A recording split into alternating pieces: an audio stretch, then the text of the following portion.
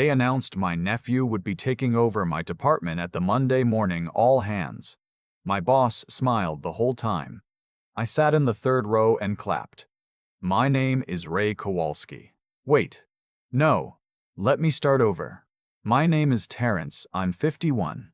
I've been in commercial real estate property management for 17 years, the last 9 of them at Northgate Capital Group, a mid-sized firm out of Columbus that manages industrial and mixed-use properties across the Midwest. I built the operations division from 4 people into a team of 11. I turned 3 underperforming assets into the most profitable properties in our portfolio. I did the kind of work that doesn't show up on a single slide but keeps the whole machine running. And on a Monday morning in March, my boss stood at the front of the conference room and told everyone that his nephew would be stepping in as Director of Property Operations. His nephew had been with the firm 8 months. He'd spent 6 of those months in the acquisitions department, where, from what I understood, he'd mostly sat in on meetings and forwarded emails. Before that, he'd managed a single apartment complex in Dayton, a small one, 84 units. I managed a portfolio of 23 commercial properties across 4 states. Everyone clapped. I clapped too. You have to. After the meeting, my boss, I'll call him my boss because that's all he was to me after that morning, pulled me aside in the hallway. He was 58, good-looking in the way that men with family money tend to be. Always in a pressed shirt. Always with the right answer ready before you finish the question. "This is going to be a good thing for everyone," he said. I nodded. "You and him will work great together. He needs your institutional knowledge." Institutional knowledge, that's what 17 years of 6 a.m. site visits and Saturday emergency calls gets called. "He'll lean on you," my boss said. "You're the engine here. The engine. Not the driver. The engine." I said I understood. He relaxed and patted my shoulder twice. Walked off to shake more hands. I stood in the hallway for a second, then went back to my desk. That afternoon I opened a blank document and just sat there. I'd come to Northgate 9 years ago after my previous firm was absorbed in a merger and my position was eliminated. I was 42, which is not a good age to be suddenly unemployed in commercial property management. The market was soft. I'd taken a pay cut to get in the door here, $72,000 when I'd been making $84,000 because my boss at the time had said the same thing every boss says. Room to grow. Right people get rewarded. Be patient. I was patient. Within 3 years, I'd restructured our vendor contracts and saved the firm $340,000 annually. Within 5, I'd grown the operations team and expanded our managed portfolio by 40%. My reviews were perfect. Every year, my boss would lean back in his chair during my evaluation and say something like, "Terrence, I don't know what we'd do without you." I always took that as a compliment. I should have recognized it as a warning. My daughter was finishing her sophomore year at Ohio State. She'd call on Sunday afternoons when I was at my home desk working through maintenance escalations, and she'd say, "Dad, it's literally Sunday." And I'd say, I know, just catching up." She'd heard that her whole life. She understood it the way kids understand things. Their parents do that they don't fully like but accept, because they know the reason underneath it. Her mom and I had been divorced for 6 years. It had been mostly quiet, mostly civil, the way divorces get after everyone stops being angry and starts just being tired. I paid support on time. I never missed her school events.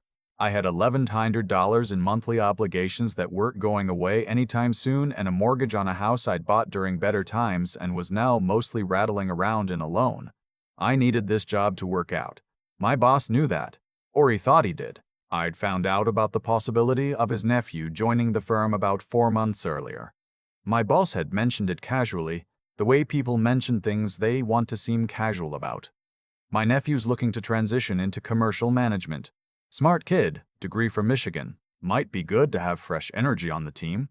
I'd nodded and thought nothing of it. Companies bring in young people. You mentor them. They learn. They contribute. That's how it works. But his nephew didn't come in at the bottom. He came in at operations coordinator, which was a title my boss invented for the occasion, with an office near my boss's office and a salary I was not told but had strong suspicions about. He sat in on my client calls. He attended my vendor negotiations. He asked questions that revealed he didn't understand the basics of triple net leases or deferred maintenance liability. But he asked them pleasantly and took careful notes, and my boss always caught my eye afterward and gave me a small approving nod, as if I were doing well on a test. I trained him. Because that's what you do. You help the new person, even when the new person's last name is the same as your boss's last name. Even when you can feel, in that specific way that experienced people can feel things before they're spoken aloud, where this is heading. I knew for certain 6 weeks before the announcement. I'd stay late on a Thursday to finish an environmental compliance report for one of our industrial sites in Indiana. The office had emptied out. I was headed to the kitchen for coffee when I heard my boss's voice from his office. The door wasn't fully shut. The hallway amplified things. He's not a fit for director. Older voice. Our CFO, I was pretty sure. Been here too long, too set in his ways. My boss's response came quickly. Terrence is solid. But he's operational, not strategic. The board wants new thinking. He's been carrying this division for a decade. Right. And he'll keep doing that. He's not going anywhere. He's got obligations. He'll be fine. He'll be fine. He'll be fine. I stood there for maybe 20 seconds. Long enough to understand exactly what I was. Not an asset. Not a future. An obligation holder who could be relied upon to stay quiet because staying quiet was what people with mortgages and support payments and 401ks they couldn't afford to cash out early did. He won't make noise, my boss continued. That's not who Terrence is. I walked back to my desk, saved my report, shut my laptop, left the building without stopping to say goodbye to anyone, which wasn't something I ever did. Drove home in the kind of silence that isn't peaceful. My ex-wife had told me, during the last real conversation we'd had before everything became logistics, that I let people decide who I was before I had the chance to decide for myself. You just accept the role they give you, she'd said. He never pushed back. I'd thought she was wrong then. I was less sure now. I didn't sleep much that night. I made coffee at 5 a.m., and sat at my kitchen table and thought about what I actually wanted, which was a thing I hadn't done in a long time. The next morning, I came into the office differently. I watched my boss include his nephew in executive briefings while routing day-to-day operational decisions through me. I noticed how junior staff started deferring to the nephew on questions that were, technically, still mine to answer. I watched the shape of things. 6 weeks later, sitting in that conference room, watching everyone congratulate a 29-year-old on a role he didn't understand yet, something inside me went quiet. Not sad, not angry. Quiet. I went back to my desk and opened a blank document, and this time I didn't just sit there. I submitted my resignation at 4:45 on a Friday. My boss had just finished walking his nephew through the building, introducing him to the maintenance vendors who came in on Fridays. I knocked on my boss's door. Handed him the envelope. My 2 weeks' notice, I said. His face went through 4 or 5 things before settling on confusion. He read it. Looked up. This isn't serious. It is. Terrence. He stood. You're walking away because of the promotion? I let him fill the silence after that. He paced, said things about perspective, about patience, about how this wasn't what it looked like. Then his voice shifted. Got harder. You realize how this reflects on you. Quitting over a personnel decision. That's not professional. 9 years. Perfect performance. But now, I was the unprofessional one. You won't get a reference out of me, he said. You understand that? Walking out like this. Nobody's going to touch you. I looked at him. That's your call to make. He tried the other angle then. Softer. Look, I understand you're disappointed. But think about what you're risking. Your retirement contributions, your health coverage. Your daughter, there it was. The leverage he thought he had, I'll manage. He sat back down. His voice went flat. You're making a serious mistake here. Maybe. But it's mine to make. I finished out my 2 weeks. I decided to do it right. Not because my boss deserved it, but because 11 people on my team deserved a proper handoff and the clients we managed deserved continuity. My boss's nephew came to me on the second Monday looking overwhelmed, which I had anticipated. He had a folder open on his laptop and a legal pad covered in notes and the specific expression of someone who has just realized the gap between what they thought a job was and what it actually is. Morning, I said. "How's it going?" He looked up. He was a decent enough kid, a little soft, a little uncertain. The way people are when they've been handed something they didn't fully earn, and some part of them knows it. "Terrence," he said, "I've got a situation with the Lakewood Commerce Center. Their property manager is saying there's a structural issue with the loading dock, and our insurance carrier is asking for a third-party inspection report that I can't find anywhere." Lakewood. I'd managed that property for 6 years.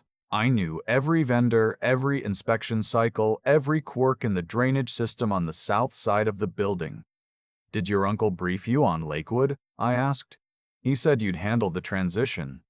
I spent 2.5 hours walking him through it, explained the inspection history, the ongoing dispute with the original contractor, the specific language in the insurance rider that would cover the structural repair if documented correctly. He took careful notes. Halfway through, he said quietly, "I didn't realize how much was involved." "Most people don't," I said, "until they're in it." By the end of that first week, I'd had conversations with 8 of our key clients.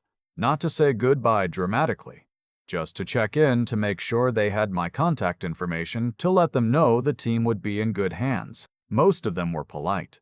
A few were not. The property director at Westfield Industrial, a woman I'd worked with for 5 years, said it plainly. "Terrence, I need someone who knows our lease terms and our expansion timeline. I don't have time to bring a new person up to speed on a portfolio this complex." "His nephew is smart," I said. "He'll get there." She was quiet for a moment. "When are you going to?" "I have something in the works." That was true. I'd reached out the previous week to a contact at Meridian Property Group, a larger firm based in Cincinnati that had been expanding its Midwest portfolio aggressively. Their regional operations director had reached out to me twice over the past 2 years at industry conferences. Both times I'd deflected because I wasn't looking. Now I was. We met for lunch on a Wednesday. He leaned forward before the appetizers arrived. "I heard you might be available." "Word travels," I said. "In this business it does, especially when it's someone with your track record." He mentioned 3 of my portfolio properties by name. Said Meridian had been watching Northgate's Midwest footprint for 2 years and had a strong sense of who was actually running it. He offered me a director of operations position, my title at last. The salary was $97,000, up from the $79,000 I'd worked up to over 9 years at Northgate. Full benefits. A real equity stake in the performance of the properties I'd manage, and they wanted me to bring my professional network with me, not clients poached illegally, but the natural relationships that follow a person in a relationship-driven industry when they move. I needed to finish my 2 weeks, I said. "Of course." He smiled. "Professional courtesy, even if Northgate doesn't deserve it from you right now." He was right about what happened next. My boss called me into his office on the second Thursday. He'd heard about the Meridian lunch. Somebody had seen us at the restaurant. "Word travels both directions. You're interviewing with competitors while you're still on payroll," he said. "I'm giving you my full 2 weeks," I said. "Everything I'm doing is legal and above board. Your client relationships are proprietary. You take those with you, that's theft." I looked at him. I've never signed a non-compete, and clients in commercial property management follow the account manager they trust. That's been true in this industry for 40 years. His face went red. "Those clients belong to this firm. I've treated them like they belong to the people I've served. There's a difference." He stood. "You walk out that door and try to pull our clients, I will sue you into the ground." From the corner of his office, where he'd been sitting quietly through all of this, his nephew spoke up. "Uncle, my boss turned." "Not now." I stood. "I've given you 9 years of perfect service," I said. "I'm finishing my notice period professionally. What happens after that is between your clients and their own judgment. I can't control that, and neither can you." He stared at me for a long moment. "I'll make sure everyone in this city knows what you did." I went to the door, turned around once. "Your nephew," I said. "If he needs anything before I'm gone, have him come find me. I'll help him as much as I can." My boss didn't say anything. His nephew gave me a small, uncomfortable nod. I spent my last 4 days creating documentation I was proud of. Operations manuals, Vendor contact sheets with notes on each relationship. Property-specific guides for every asset in the portfolio, every idiosyncrasy, every ongoing issue, every upcoming compliance deadline, not because my boss deserved it, because the properties deserved it, because the 11 people on my team deserved it. Because my nephew, my boss's nephew, was going to be in over his head and he hadn't asked for that, not really. He was 29 and his family had handed him something heavy and nobody had warned him about the weight. On my last day, I cleaned out my desk, said goodbye to my team, some of them looked genuinely upset, which I appreciated, and handed my boss my badge and my parking fob. "This isn't finished," he said. "For me it is," I said. I walked out of Northgate Capital Group on a Thursday afternoon and drove home with the windows down. 7 months later, my director at Meridian called me into his office and slid a copy of a commercial real estate trade publication across his desk. He was grinning. The article was 3 pages long. Northgate Capital Group had lost 6 major property management contracts in 5 months.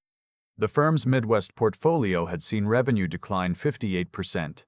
An internal audit, apparently requested by 2 of Northgate's institutional investors, had turned up questions about the nephew's qualifications and the process by which he'd been appointed to a director-level position. The article used the word nepotism 3 times. My boss had been pushed out. Not fired exactly, but restructured out of a role that had been quietly reorganized while he was, per the article, on a previously scheduled vacation. His nephew had resigned after 4 months and returned to residential real estate in Dayton. Westfield Industrial was one of the 6 clients mentioned in the article. "Word travels," my director said. I read the whole article. I didn't feel what I thought I'd feel. Not satisfaction exactly. More like recognition.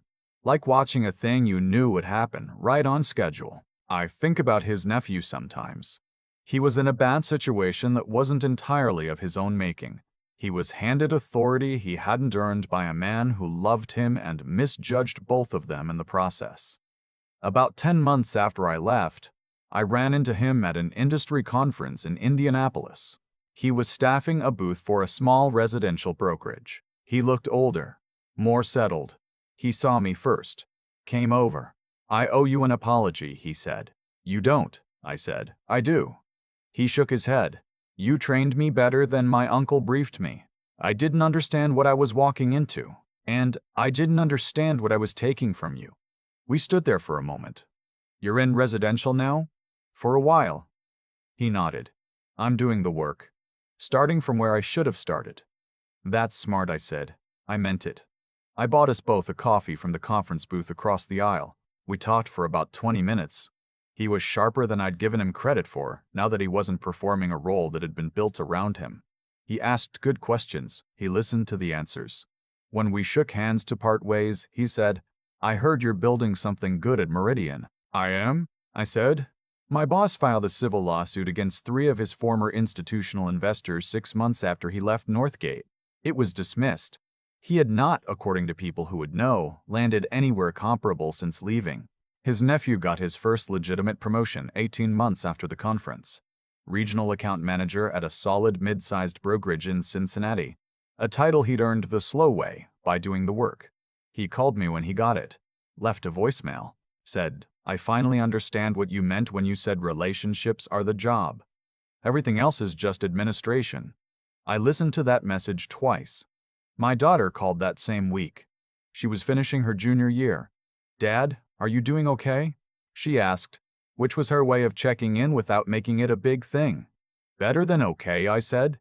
"You actually sound like it," she said, which from her was something. Sometimes walking away from the wrong place is the only way to find out what you're actually worth. Not what someone tells you you're worth. Not what your salary history suggests. What the market confirms when you show up somewhere that was actually looking for you. Northgate had needed me. They just didn't value me. There's a difference, and it took me 9 years to learn to see it clearly. The day I walked out of that building, I thought I was leaving something behind. Turned out I was only leaving the idea that staying patient was the same thing as moving forward. It isn't. And now I know that.